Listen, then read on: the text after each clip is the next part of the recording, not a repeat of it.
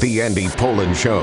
We got to go after this with everything we got, thinking they're going to come with everything they got. I'll start off by saying I'm bored, I'm broke, and I'm back. The Andy Pollin Show on ESPN 630 starts right now. As Barry Zreluga writes today, something called the Four Nations Faceoff, a competition most Americans probably didn't know existed 2 weeks ago, one that enthralled millions in its first iteration. In an era where everything is overhyped, we had relatively little hype for this, and it so outran the hype. It's incredible.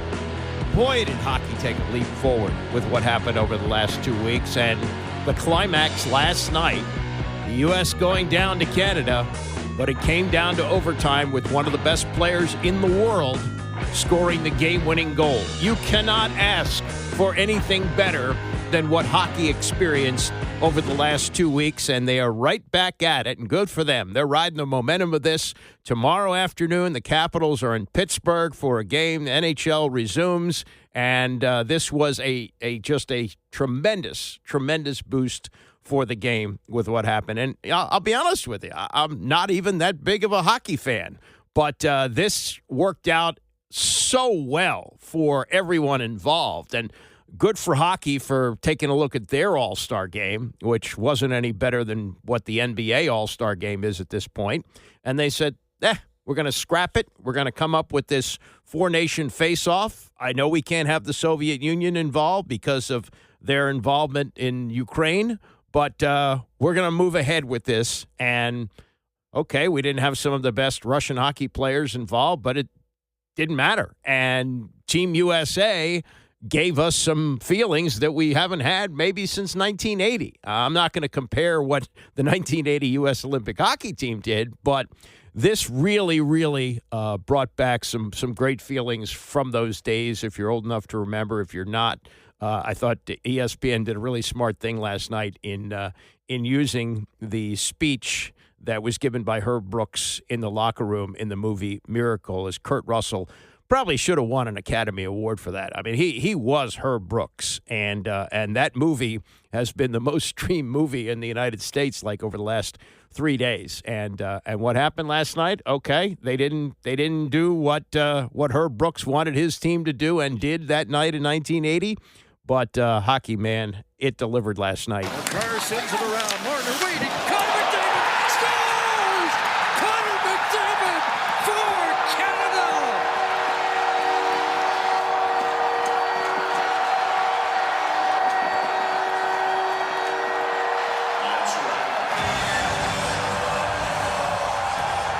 Yeah, that's a U.S. rink. That was played in Boston last night, and I think what you heard was, yes, cheering from fans of the Canadian team, but also fans of the game. They were applauding what turned out to be a spectacular event. Sure, it would have been great if the U.S. had won, at least for some.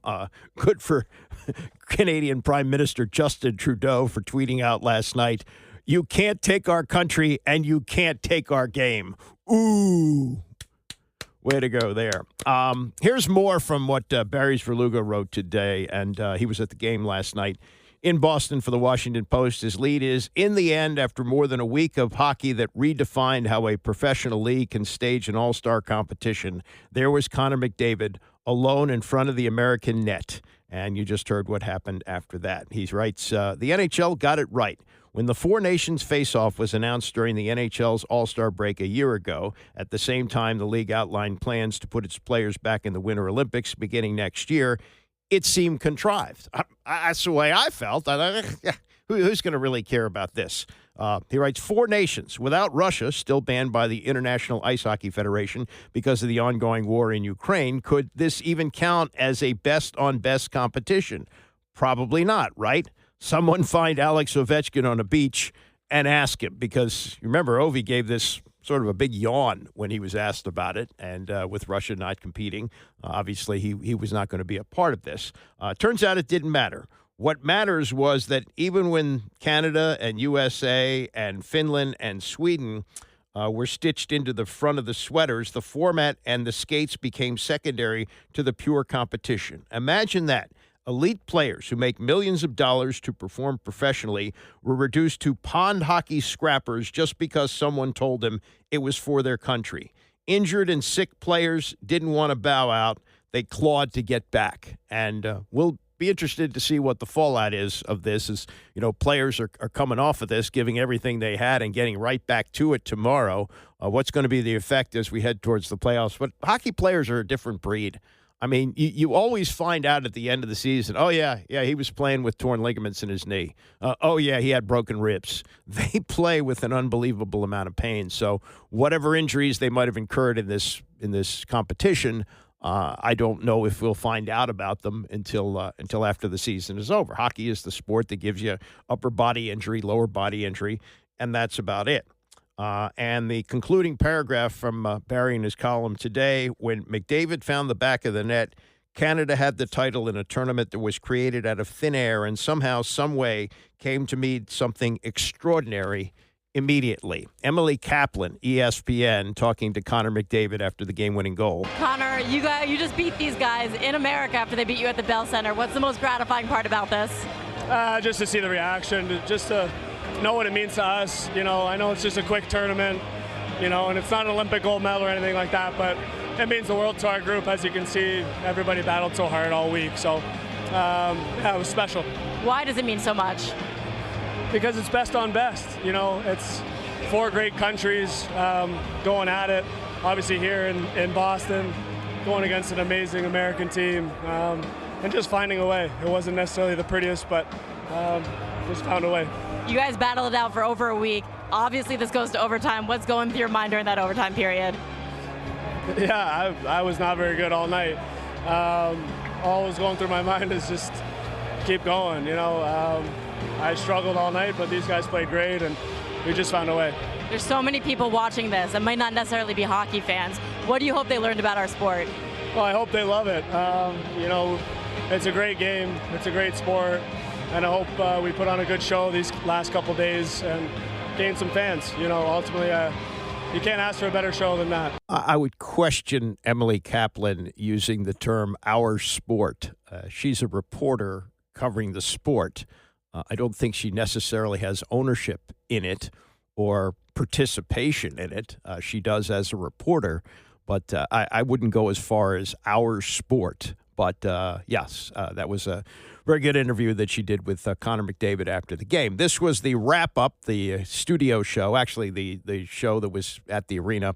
Steve Levy, who's covered hockey forever for ESPN, Mark Messier, one of the greatest all-time players, and PK Subban, who is emerging as a star at ESPN for what is clearly a secondary sport, but he has done great work throughout this tournament, throughout the year, covering hockey. They love him on PTI, and the three of them, Messier, Levy, and Subban, wrapping up the Canadian win last night. McDavid tonight was interesting game for him. For the first 2 periods there, it was not the Connor McDavid that we're used to seeing. He couldn't seem to get the puck. And he said it. He admitted in that. areas that we normally see him, and I think obviously it had to do with the great defense and the attention that the U.S. was giving McDavid. But for some reason, the best players always find a way to make great plays happen, like Crosby did in 2010, like Henderson did in 1972. We keep going back, and you can just see he didn't have his best game tonight for a lot of reasons. But whatever it was, he never stopped working, and here he finds himself the most dangerous player on the planet, all alone between the hash marks with nobody around him, and he makes no mistake. That was a laser to the top corner. What a goal by McDavid. What timely goal for McDavid for Canada. And they can go and celebrate their hard-earned win, because that was a great, great, great U.S. hockey team that Canada beat in this tournament. Well, I got another nickname for him. There's been McJesus, and we got all these names for him. Yeah. McDemon, because he just went full McDemon mode. When he put this in the back of the net, look at this right here, Mess. You don't think he wants to play for his country? You don't think he's happy to play there? Yeah. I don't need to hear what they need to say. The actions speak louder than words. And, you know, we know Eminem. That's Mike McQuaid. The triple M Really? is McDavid, McKinnon, and McCarr. And we spoke about them today, that all 3 guys were going to be the engine for Canada. And if they were going to win, those guys had to show up. Well, Makar, I don't know how many minutes he played, but he was out there every shift, making plays, stabilized the defense. This is the best defense that we've seen from Canada. Even though they gave up a little bit more, they still were a little bit better. They were solid in their own zone. U.S. had their chances. Yes, they're a great team. This is the other point. Connor McDavid, this is the best team he's ever played against in his life. He's never played against a better team than that. No Which question. team? Yeah. No so question. everybody's playing against That's a great point. Yeah, That's it's the best team he's ever played against. So, yeah, it's going to be tough. But I told you in the third, I said Canada only needs one shot to do it.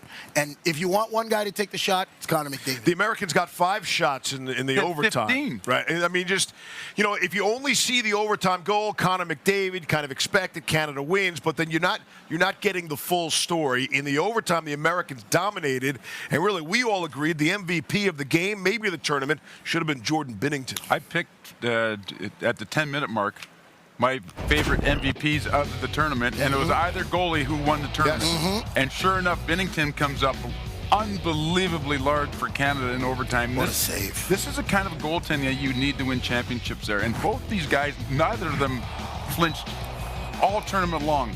All the pressure with Hellebuck coming in as the best goaltender in the world there, hasn't had a great success in the playoffs. He was a rock for U.S. in this tournament. Binnington, a Stanley Cup winner, some question mark what Canada's goaltending coming in. The management backed him, the players backed him. They all knew he could play at this level. And sure enough, what does he do all tournament long? He just does exactly what he did tonight. When it mattered most, he was there to make the saves. What a performance by Binnington. And I tell you what, you can pick all the MVPs you want, but if a goalie doesn't play like that, right, Canada's not winning. Think about the 2 games, PK. Game 7, Stanley Cup final with the Blues. He beats the Bruins here, gives up just 1 goal. Right. And then Binnington tonight is what we think is the MVP of the tournament. Well, listen, when overtime starts and the lights go down and then they turn back on, your stars got to come out. And they got to make big plays in those moments. Yeah. Jordan Binnington has won a Stanley Cup. He's not shaken by this moment. And you could see that. That was evident. 15 shots in overtime, 4 or 5 point blank, grade A scoring chances. That's what a Stanley Cup champion looks like in net. So for all the goaltenders watching, it's not good enough just to make the saves. You got to make them when they matter. Right. And that's what makes you the best. And Jordan Binnington right now is the best goaltender in this tournament, and he was tonight. And that's why right now, which goaltender are you picking over him? Yeah, well, he may be the MVP, but years from now it'll be Connor McDavid who's remembered. And he scored the game-winning goal in overtime last night in just a spectacular event for hockey. So now we get to the NBA. And the NBA players, I'm sure, are looking at this and going, yeah, there's a lot of pressure on us now that we've messed up the All-Star game. They tried to fix it this year. It really wasn't much better. The next step is probably U.S. against the world next year, however they decide to divide that up, however they decide to do it with the format that they had this year, which really didn't work well at all, or go back to just a regular game with U.S. versus the world. Who knows? Who knows how they'll handle all of that? But at some point, just like you heard Connor McDavid, kind of selling the sport in the interview with Emily Kaplan, and all the talk of what this will do for hockey, which, does not get the attention on television that the other sports do. I mean, everybody's dwarfed by the NFL, but they're not really even close to the NBA right now, which, has had struggles. Their All-Star game down 13%. What a shock, because that gets worse and worse. But here would be the issue for me if I were a player or someone involved with the players' end of the NBA, Players Association. And I remember covering the baseball lockout in 1990.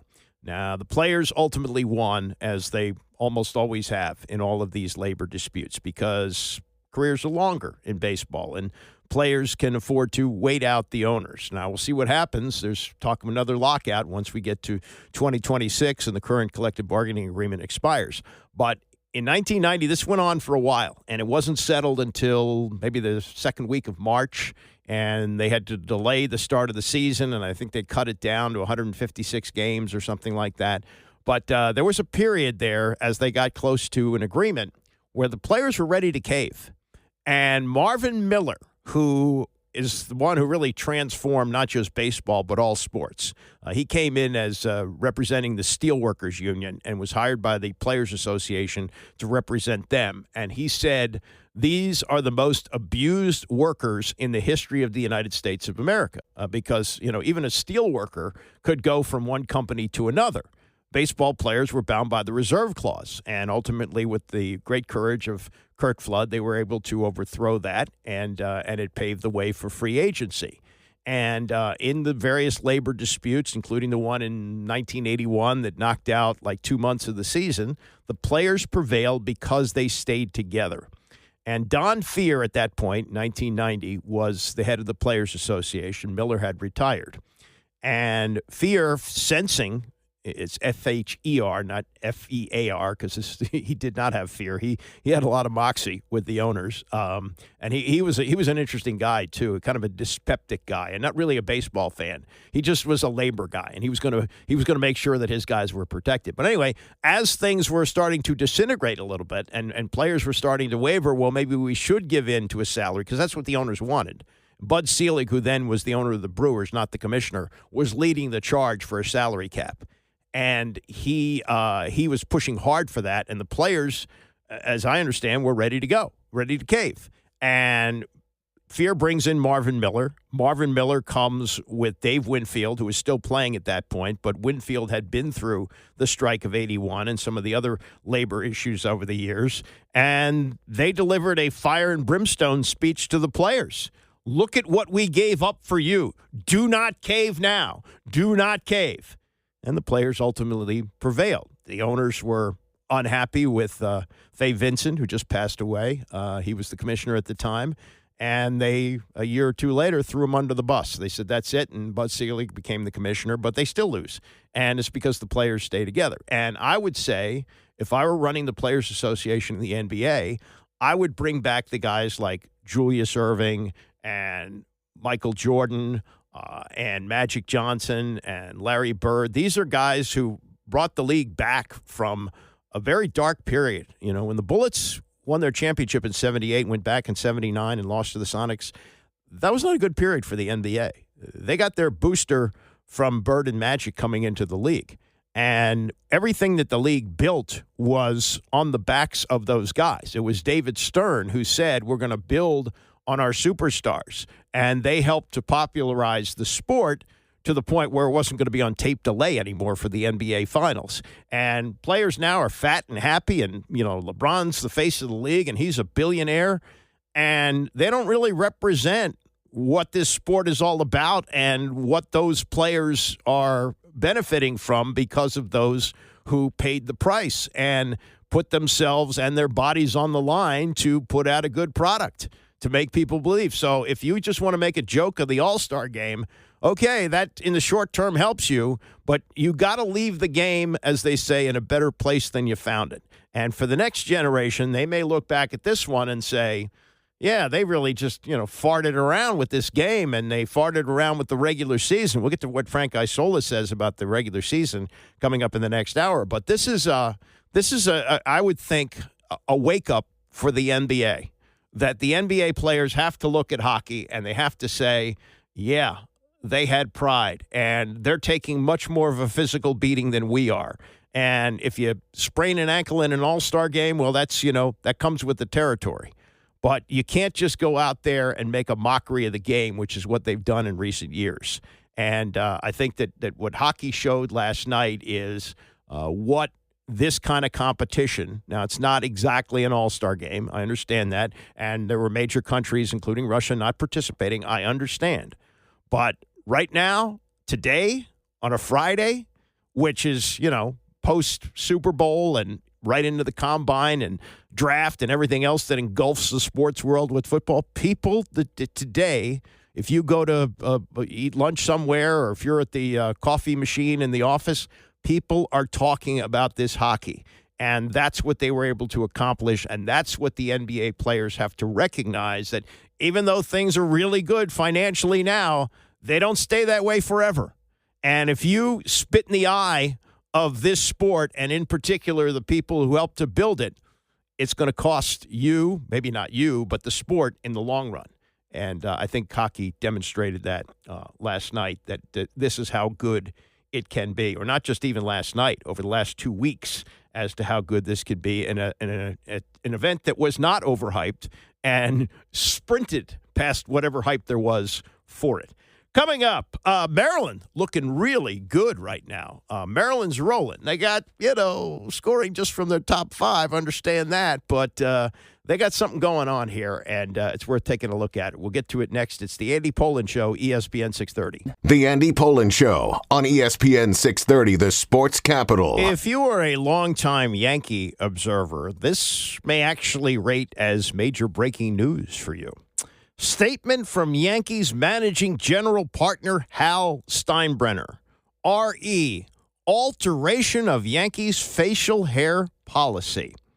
Statement reads, in recent weeks, I have spoken to a huge number of former and current Yankees spanning several eras to elicit their perspectives on our longstanding facial hair and grooming policy, and I appreciate their earned and valued feedback. These most recent conversations are an extension of ongoing internal dialogue that dates back several years. Ultimately, the final decision rests with me, and after great consideration, we will be amending our expectations to allow our players and uniform personnel to have well-groomed beards moving forward. It is the appropriate time to move beyond the familiar comfort of our former policy.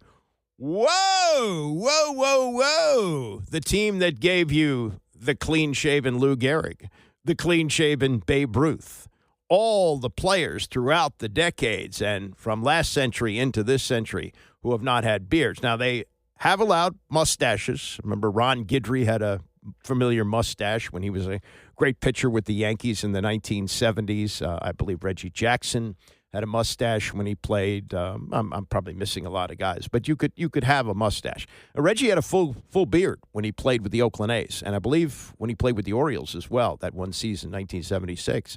And he shaved, and every other player who's come along, and beards, well, I got one myself. Beards are more popular than they have been in a long time. And not only that, I remember reading a story about Joe Buck and broadcasting. And Joe Buck said it was very important that he got a close shave in the morning before a game.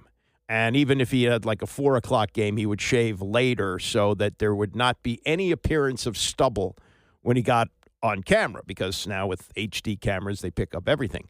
Well, now it seems totally acceptable to have a 3-day growth. You see people get married with that. And I've seen Joe Buck on the air with stubble. It's kind of the style now. And I guess the Yankees, to get with the times, are doing that. It seems like a tradition that maybe they should have hung on to. Like, for example, the Yankees have never put names on the back of the uniforms, though the Yankees were the first team to put numbers on the uniforms. I think it was 1929. The great 1927 Yankees, they didn't have a number. Players who played prior to, in most cases, 1930, because it took other teams years to get onto that. Not every team had numbers on their backs. Walter Johnson, his entire career with the Washington Senators, which ended in 1927, did not have a number. And they were the first team to do that, but they've never put names on the back of the uniforms. I don't know if they'll do that now. I mean, this might rate close to that. Facial hair on the Yankees. Hoi gewalt. What is this world coming to? But for whatever reason, he felt like it was time to change the policy. And now we're going to see bearded Yankees for the first time in history. I don't know how far this policy goes back. I think when they were like the New York Highlanders in maybe even the late part of the 19th century. It's possible. I'm not sure how early they started, but certainly in the early part of the 20th century, I guess that there were no players with facial hair. Not mustaches. They had mustaches. Ron Guidry had a famous handlebar. Not Ron Guidry, but who was the relief pitcher? There were Goose Gossage. Goose Gossage had a famous handlebar mustache. Though it was light. It was kind of like blondish. But there you go. Big change for the New York Yankees. All right, Terps Terps have had games in the early part of the season where you go, I'm not so sure. But here's the reality of college basketball these days. Teams are basically formed anew every year. Maryland has essentially 4 new starters this year.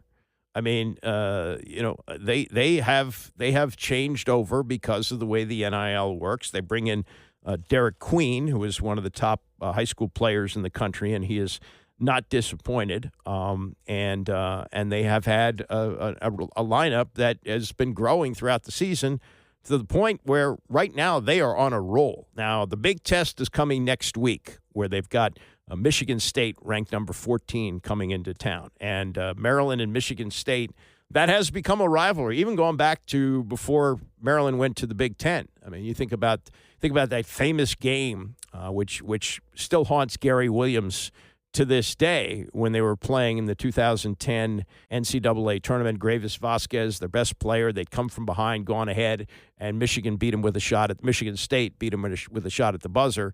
And now that they've been Big Ten rivals, they've had some big games over the years, and this will be huge. I'm fortunate I'm going to be going there, like that 6:30 start too. That should be a wild atmosphere at Xfinity Center. And it was pretty wild last night with hardly a longtime rival in. It was USC. But Maryland led wire to wire. They went up 11-0 in this game. They went up by as many as 20 in the second half. And they win it by 17, 88-71. This is the coach, Kevin Willard. I just like the way they're playing. You know, I think they do have a lot of confidence. I like our defensive intensity. More than anything, I like the fact that I can throw the ball inside on a consistent basis. Yeah, I mean, that's what happens with Queen. Queen, if you watch these games, it seems to be a pattern that they see if they can hit threes early, see if they've got that going. If they're hitting threes, they're going to continue to shoot them. And Queen has got the maturity that he's not demanding the ball. In fact, offensively, sometimes he's not really much of a factor in the first half. But when you start to bring out the defense when they hit shots, either as the first half goes on or in the second half, then he's able to really take control inside, and that's where he gets a lot of his points. It's in the second half. I'd like a breakdown of his first half, second half scoring, but I think it's remarkably different. The other thing, and maybe this is because of the players that he has around him, though he's hitting free throws now, which he could not do last year and was a liability on the court at the end of the game. Julian Reese last night had 19 points, and he gets rebound after rebound after rebound. He had another double-double last night. Let me see what the number is on Julian Reese, who has to go down as one of the most improved players year to year that Maryland has ever had. He had 19 points and he only had 3 rebounds. I thought he had more than that. But he was a force last night, and Queen wound up with 17 rebounds on the night. See, Queen, he's terrific on the boards. He grabs the ball and he kicks it out. They move. They're fun to watch. They really are. And right now you don't rule them out as a Final Four team. I know that seems maybe far-fetched for a team that was out of the rankings most of the year. They didn't get into the top 25 for the first time until about 3 weeks ago. And right now, they are playing at a level which I don't think too many teams in the country are. And the Achilles heel for them will be that they are getting pretty much all their scoring from their starting 5. But all 5 were in double figures last night. The Achilles heel would be if, God forbid, one of them gets hurt, or you get in a tournament game and they get in foul trouble. But it doesn't seem like that's happening. Reese had a couple of games where he got in early foul trouble this year. He seemed to have gotten that under control. And with a starting 5 like this and the shortened bench for everybody once you get in the NCAA tournament, that's tough to match. Here's Willard. What's really unique about this group is, and again, I don't think enough people are talking about Julian Reese, is like he's my safety blanket. Like at any time I feel confident I can come down and throw him the basketball. And he's been as consistent as any big guy in this league all year. So when you have a talent like Derek and you have Jacoby and Rodney and Selt who can shoot it, But in this league, there's going to be times where you got to get the ball inside the paint, and he's been really good. Yeah, he's got a nice, soft little jumper from about 6 feet. They miss some layups. They give up a lot of layups. I'll say that. And maybe some of that is by design, that they don't, because they're so short on the bench especially with scoring, that they don't want to get into foul trouble. So it could be that, if a guy has a clear path to the basket, don't foul him. Don't you may try and block his shot. You may get away with it, but the risk of putting yourself in foul trouble is greater. So maybe that's part of the story there. I'm not deep enough in basketball knowledge to know that, but that might be a factor as well. As far as scoring last night, with all 5 in double figures, Rodney Rice was the leader. Now you don't know Rodney Rice, but Rodney Rice has emerged as a star for this team this year. Man, Rod's been good all year. I think what's really the best thing about Rodney is he's fun to coach.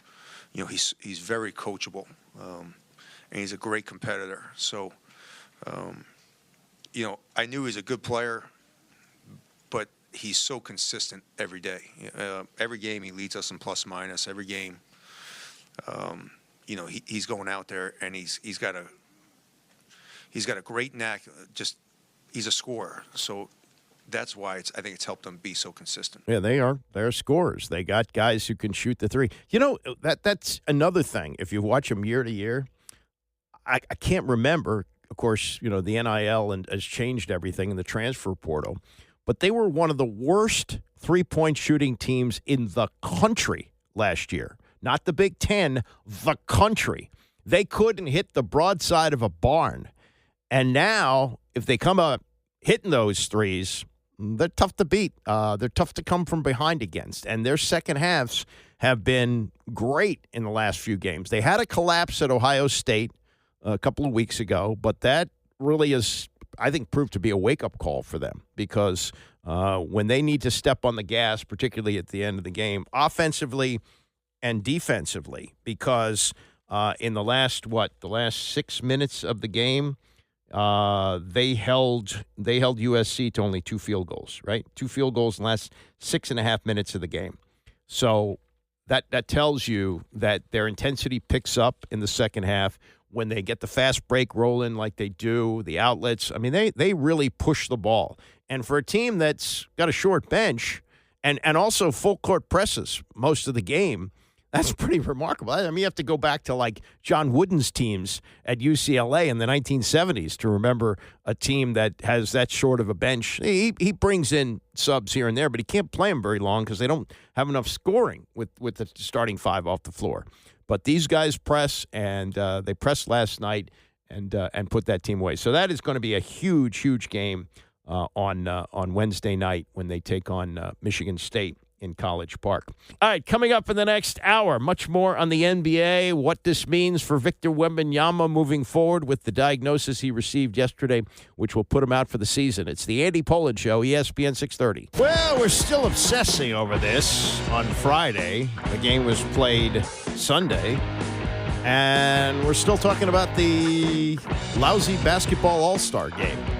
That is now buttressed against what happened with hockey, where we had a spectacular Four Nation Faceoff ending with an overtime win for Canada last night. It could not have gone better. I guess if you're an American, it could have gone the way of the U.S., but Canada winning gave Prime Minister Trudeau a little opportunity to take a shot at Mr. Trump, saying you can't take our country and you can't take our game. But boy, they gave us a ride, and they gave us a great game last night to close things out. And I think that's amazing that on a Friday in February, people are buzzing about hockey. Not that it's not a winter sport, but this is the time of year where people are looking at the opening of free agency and what's going to happen in the NFL draft, and baseball season's opening up. And what people are talking about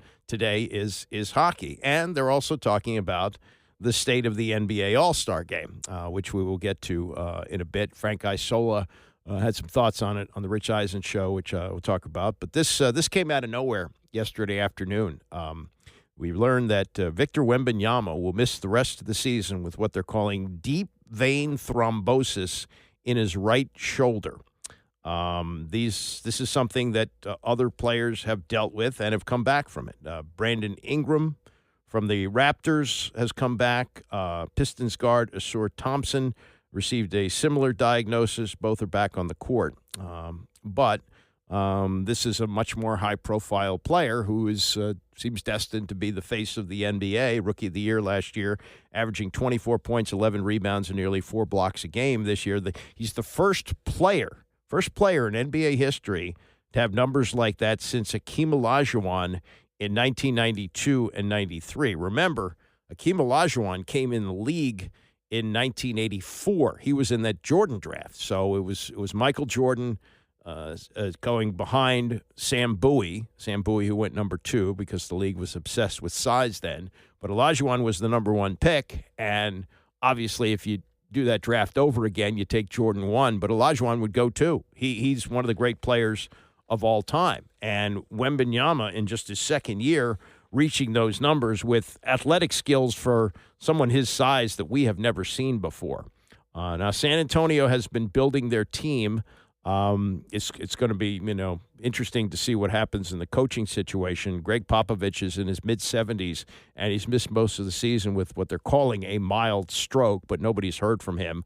Mitch Johnson has been the interim coach, and San Antonio begins the post-All-Star break with a sub-500 record. They're 23-30 on the year, and it doesn't look like they're really going to make a run at things, though they did make the deal for De'Aaron Fox at the deadline from the Kings, but he will be part of the team moving forward. And without their leading scorer, San Antonio is not going to be able to make a run as we get towards the playoffs. But I think the bigger concern is, what does this mean for a 21-year-old man who's got freakish size, freakish ability, and what it's going to do to his career? Chris Bosh essentially had his career ended with this. So this was something that Tony and Mike tackled yesterday on PTI. He told the Triple Threat podcast. Oh, that's not it. That's the wrong one. This is the one where they talk about Victor Wembanyama. The official diagnosis is a deep vein thrombosis, which can have serious consequences, but the team believes this is an isolated issue. Wilbon, what is your reaction to this? Several, Tony, but the first one was just a downer. You know how much I love watching Victor Wembanyama. It could have been a game in November or December or January that was relatively meaningless. I just like watching him, his development, his growth, this sort of, I hate to use the word freakish, but this singular unicornish nature of him physically and his talent, all of that, and the progress he was making. And now, he's going to have 2 months at least lopped off his second season. Okay, it's not the end of the world, but Chris Bosh had something similar. And I'm familiar with thrombosis because my father suffered from it. And it can take you out, particularly 20 and 30 and 40 and even 10 years ago when Chris Bosh was diagnosed. And there have been his career was cut short. His career was cut short. Yes, it was. And so now I'm hoping that medical and technological advancements will lead us to a place where Victor Wembanyama is not as affected as so many people over previous generations. But it's a downer right now. So I'm not a medical doctor, and I don't know how serious this is. But Victor Wembanyama does not have what we would call an ordinary body. He is 7'5", whatever. Yeah. And the exertion that he puts that body through, being a professional athlete, changes a lot of these equations, it seems to me. So I have no idea what this prognosis is. He is on the verge of becoming a great basketball player. He has a skill set that we have not seen before. I want to get these numbers right. He played 71 of 82 games last year, and he played 30 minutes a game. So far this year, he played 46 of 52, 33 minutes a game. So even though he appears to be thin, he appears to be durable as well. This is not Joel Embiid. This is not Kawhi Leonard. He has been out there, right? His numbers at this point are absolutely wonderful. I don't think you could ask any more of him than he has given in the past season and a half or whatever it is. But I also thought, Mike, when they got De'Aaron Fox, that they were setting up that team for the next 10 years with Fox and Wembanyama. Wembanyama's averaging 24 points this year, 11 rebounds, 4 assists, and 4 blocks. He's been tremendous. Amazing. And so I worry. Let me just go back for a second to, again, what has happened now versus 30 years ago. Oscar Thompson, Brandon Ingram have been diagnosed with the went back on the identical court. thing, Went something back on the very court. similar. Back on the court after missing about 5, 6, 7 months. So it's not overnight. But if that was the diagnosis, and if they could hold true to that timeline, wouldn't we be pretty happy? Yeah, we would be. Yeah, want to see him out there. Yeah. I really do. Well, I mean, yeah, you worry about it though, and he is. I think it is important. I'm not a doctor in this. Now, maybe a doctor would tell me I'm nuts and I don't know what the hell I'm talking about. But when you're talking about a person of that size, what does that mean when you have this? Plus, as an athlete, you or I could deal with this, and it might not affect our lives very much. But blood clots are really, really serious stuff. And keep your fingers crossed. Like, we don't know. We just don't know. Like, look, Yao Ming, when he came into the league, Yao Ming was of freakish size, totally different skill set, moved much, much slower than Wembanyama, but the same size. And it turned out that, he's basically too big to be doing what he was doing. He had a short career. His legs just couldn't hold up to that. Wembanyama is going to have that problem because of how thin he is and the lack of stress that he's putting on his legs because of that. But now here's something that comes out of the blue, and you hope that, like Yao Ming, who had a much briefer career than anybody would have hoped for, that Victor Wembanyama, we're still talking about him 10, 12 years from now and still having a great career. And as Tony points out, he does not miss games. That was something that was of concern when he first came into the league, and that's not necessarily the case right now, although he will miss the rest of the season.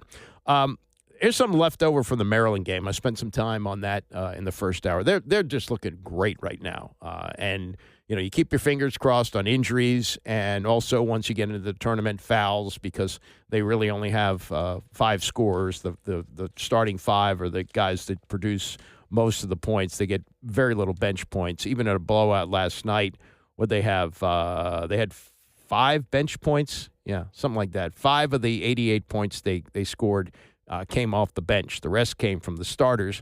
And Derek Queen, who was, advertised to be maybe the best high school player coming out this year, and was a 5-star recruit for Maryland. He's from Baltimore. They managed to convince him to stay close to home, and he's been everything that was advertised.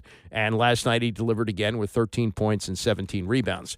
But the coach, Kevin Willard, said something about him recently. Now, Willard said even before the season started, enjoy him while you can, because he's not going to be here long. He's essentially a one-and-done guy, and we expect him to go very high in the NBA draft. He took it a step further this past week and said about Derek Queen, if he was European and white, he would be the first pick in the draft.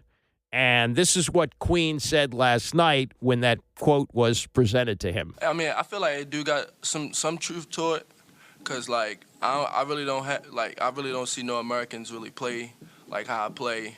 And then also, my high school coach said that, but he didn't say it he said the same exact thing, but he didn't say that, on record, like nobody really heard it. He said it, he said it in practice. But, I do appreciate Coach Willard for saying that. And then, like I said, it is some truth to it, but I still got to keep going and getting better. Yeah, and that's all part of being a great player too, is realizing that that there is some growth that you have to have. There's even been some speculation, though I don't think it's going to happen, that he'll come back for another year. I don't know what the mock drafts have, and who knows what to believe at this point. Things could change as we get through the NCAA tournament. I think he'll be judged a lot on how he plays in that. But, if he's not going to be a lottery pick, would it make sense to come back for another year and improve his skills? Because, once you get to the NBA, you don't practice very much, and maybe, get stronger. He still has, it seems little bit of baby fat on him, and maybe get to the next level. I mean, I think we've seen that with players on this team that sometimes hanging around might help. Julian Reese, I think, has made himself into an NBA player. I don't know if he'll be a first-round pick. He might be a late first-round pick, but his skills have improved dramatically. And if he can develop any kind of a long-distance shot, I don't think that's something that fits what the team needs right now. But if he can develop a three-point shot, he changed his whole free throw shooting from one year to the next. So we'll see what happens. But it's an interesting thing for Willard to say that if he was a white European, he'd be the number one pick in the draft. He's not Jokic. He's not that size, but he's got that kind of skill set. And to hear a coach say that is interesting. I mean, it's in the best interest of Willard, even though it'd be great to have him back next year. It's in the best interest of pushing Derek Queen for the NBA so that he can say to the next group, whether it's a transfer or a high school kid, hey, look what I did for Derek Queen. I got him up to number 6 or 7 in the NBA draft, and I could do that for you too. So that's something to keep an eye on. Here's something else. We know that Shedeur Sanders is going to be likely the first or second quarterback picked, and he's probably going to drift no lower than 4 or 5 in the NFL draft. Cam Ward may go number 1 out of Miami, but Shedeur is certainly on the radar to be one of the top quarterbacks picked. Really not one of the top. He'll be the other quarterback with Cam Ward, whatever order that's going to be. He's got a brother, Shiloh Sanders. Shiloh is a cornerback safety, mostly safety for Colorado. And, he's Deion's son, and he did lead the team in tackles, even though he missed 3 games with an arm injury, and did participate in the East-West Shrine game, recorded 5 tackles, tied for second most on the team. But of the 389 players invited to the NFL Combine, he's not one of them. And you would think just being Deion's son, that would get him, something that would put him above other players that they want to at least take a look at him. Did not get invited to the Combine. Now, he's 25 years old. That may have something to do with this. And maybe there's a feeling that he's a little bit overhyped because he's Deion's son. I don't know.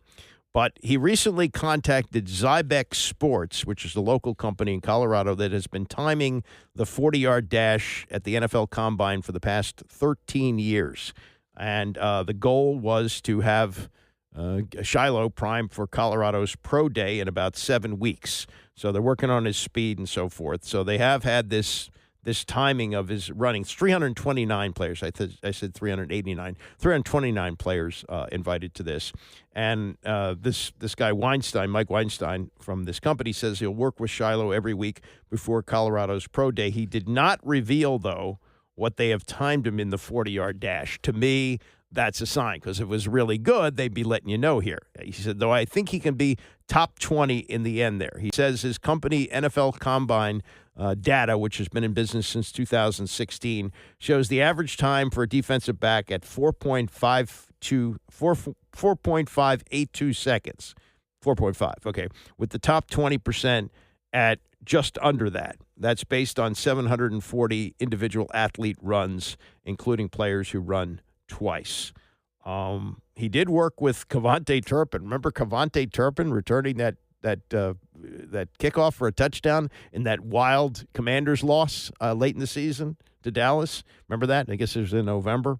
So, yeah, I mean, I'd obviously work for his speed, but he's got greater speed. Here's what I would say about Shiloh, and I kind of feel sorry for him in this regard. To be the younger brother of a player that is that highly regarded must be tough. Cooper Flagg, I don't know if you know this or not, Cooper Flagg has a twin brother, and his twin brother is going to go play at Maine. And there's nothing wrong with that. And he's playing in high school now, though he's not playing at the level that his brother played in Orlando last year. In fact, he was a teammate of Derek Queen. They didn't lose a game, of course.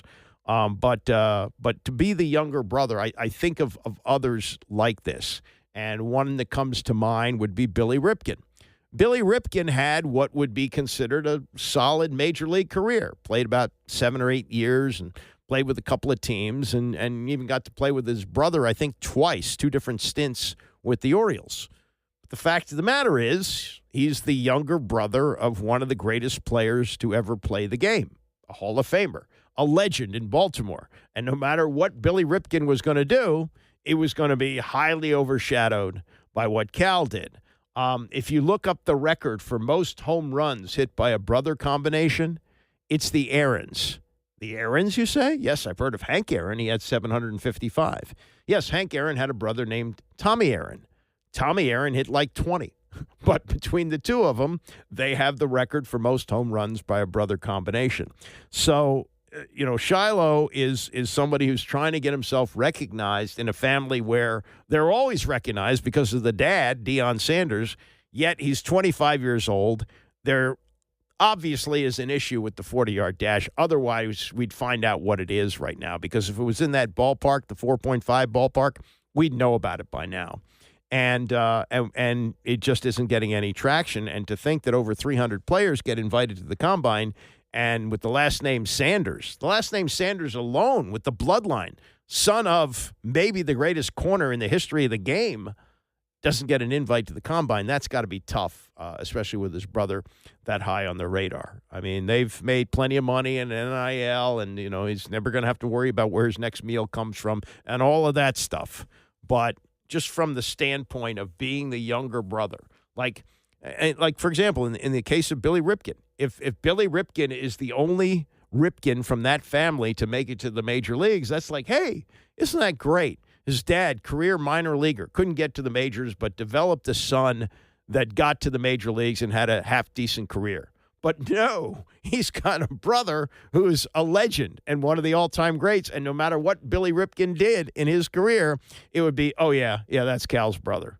And I would think that it's going to be the same thing with Shador. Now, it's possible Shador's a bust, although it looks like now, with the way things are trending with quarterbacks coming out of college, we're seeing less and less of that because the pro game is so similar now to the college game. And Shador did play for 4 years. He did play at Jackson State and spent 2 years as the starting quarterback at Colorado.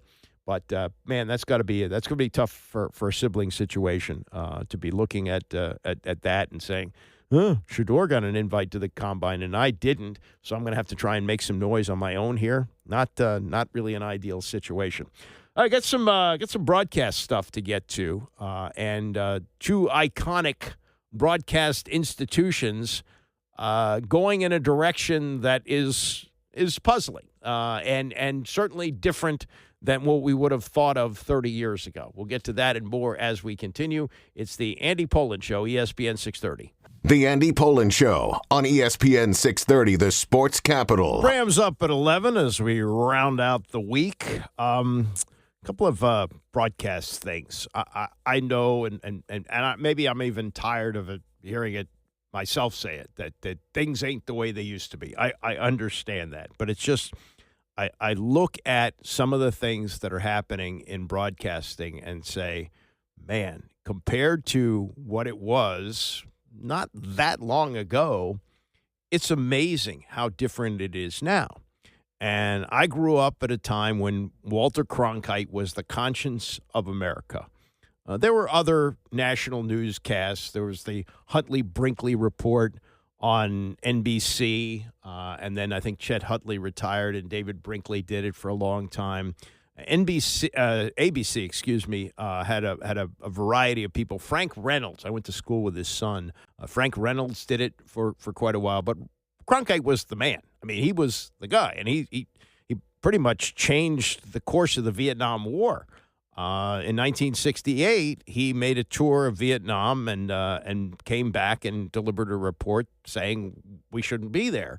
And with what was going on in the country and what was going on with the Vietnam and all the protests, Lyndon Johnson decided that he would not run for re-election in 1968. And I think it was in a large part to what Cronkite said. That was the Tiffany Network, as they called it. And they have had a program which actually started in 1968 and is still the gold standard for these type of programs, and that's 60 Minutes, which is still running after all these years. But the evening newscast, where Walter Cronkite would always wrap it up saying, and that's the way it is, the way it is now is an absolute mess. They had Nora O'Donnell for, 5 or 6 years. There was a brief run with Jeff Glor, who I don't even know if he's still with CBS. If he is, he's doing some type of morning show right now. Before him was Scott Pelley, and they thought, oh, well, we'll mix Scott Pelley in with the CBS Evening News and 60 Minutes and, kind of make him like the Cronkite of the network. That didn't work out. So Nora O'Donnell, who did, along the way, I believe, take an enormous pay cut, did the CBS Evening News for quite a while, and they finally got rid of her. And they now have a new team of anchors. I have not heard of either one of them. I have not seen either one of them do their work. But let's see. Their names are, and I have to even look their names up. One of them is named Dickerson, and the other one, there it is, Maurice something or other. And they are the two evening news anchors. Dubois is the other one. So it's Dickerson and Dubois. I've not heard of either one of them. They were launched January 27th, and things are a mess right now. What they tried to do with these two anchors, these two unknown anchors, is that they were going to make it sort of like 60 Minutes. And there was an embarrassment last week when the Evening News led with, "Why can't Johnny read?" a 6-minute feature package about student literacy, despite a busy news cycle that included Elon Musk appearing at the White House and Russia's release of a U.S. prisoner. They're, clearly in third place in this. And this was apparently the brainchild of Wendy McMahon, who's the new CEO of CBS News. She's probably not long for that job. And she takes on two men who nobody knows and puts them on an evening newscast, which is in third place and sinking. Since they launched, the show debuted with 5.2 million viewers. This was a little less than a month ago. It slid to 4.8 first week on the air. By the second week, they lost roughly 300,000 viewers. And by the third week, which ended this a week ago, it was under 4.5 million. So in the course of just a few weeks, they went from 5.2 million to 4.5, and we're already in last place. And what they have come up with to cut costs is to do longer stories, which never works on a half-hour newscast. You can't have long stories. If you want your news in half an hour, then you want it quickly. You want the stories boom, boom, boom, boom, boom. NBC does this with Lester Holt. That they're not actually number one. I believe ABC is. But for the plane crash which happened in Toronto, they didn't even send a reporter there. How tough was it to get a reporter there? They used an interview which ran on the Canadian Broadcasting Company. So there's two unknown guys manning the set at CBS News who may not be there for long. And the woman who is in charge of putting this together, her name is Wendy McMahon. She won't be there much longer either. It's just remarkable what's happened there. And then I'll put this up against the story of ESPN, which for many years, especially in the offseason of football, was the place to go for baseball. When fantasy baseball really meant something, Baseball Tonight was huge. You got recaps on all the games. Of course, the internet changed a lot of things, and it's hard to believe that Baseball Tonight has been gone for that long. But the news coming yesterday that ESPN is getting out of the baseball business. They don't want to pay $550 million a year, which is the reported amount of money, for some early rounds of the postseason. They don't get the championship series or the World Series. They get the home run derby, but they don't get the All-Star game and Sunday night baseball. And they looked at the numbers and they said, just not worth it for us. So a network which is the place for sports. It has a lot to do with, people cutting the cord and things like that. And baseball, I guess, is going to be getting out of this. But here's what this is going to mean for you. This is going to mean fewer national baseball games. I think it's entirely possible that things like the Home Run Derby will be sold to Netflix or Amazon or places like that, and maybe you pay for that. Apple TV probably wants to get involved. They're already doing games. They have a deal for 50 Friday night games, $85 million a season. They're just going to chop this up. They're just going to send it out. And, baseball for revenue, maybe it's going to be meaningful for them, but it's going to go, I think, the way of boxing.